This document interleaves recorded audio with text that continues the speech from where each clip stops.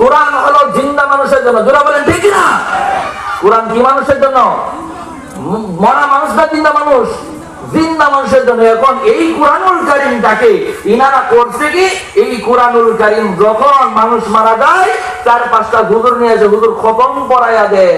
এখন হুজুর খতম পড়াইয়া দেয়, আর এই লোকটা হাজার শুনলো নিজের আমল পরিবর্তন করতে পারে না। এই জন্য কোরআন শোনা দরকার জিন্দা মানুষের না মরা মানুষের?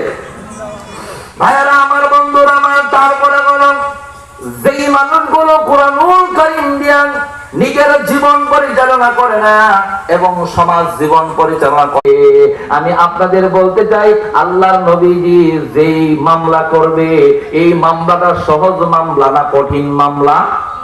জোরে বলেন। যেই নবীজি আবু লাহাব শুধু হাত দিয়ে পাথর তুলে শুধু বলেছিলেন তাব্বাল্লাকা আলি হাযালি জামাআতানা, ও মুহাম্মদ আমাদেরকে তুমি এজন্যই কি ডেকেছিলা, তুমি ধ্বংস হয়ে যাও, শুধু পাথর মেরেছিল।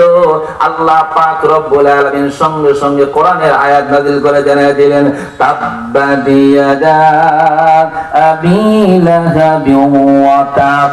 আল্লাহ পাক রব্বুল আলামিন সঙ্গে সঙ্গে জানিয়ে দিলেন আবু লাহাব নিজে ধ্বংস হোক এবং আবু লাহাবের হাতগুলো ধ্বংস হয়ে যাক। জোরে বলেন সুবহানাল্লাহ। তাহলে যেই মানুষটা যেই মহামানবকে শুধু ওই পাথর আঘাত করে নাই কিন্তু পাথর তোলার সঙ্গে সঙ্গে ধ্বংস করে দেয়, ওই মহামানব যদি মামলা করে ওই মামলা থেকে মাফ পাওয়ার কোন সুযোগ নেই। ভাইয়েরা আমার, বন্ধুরা আমার, আমি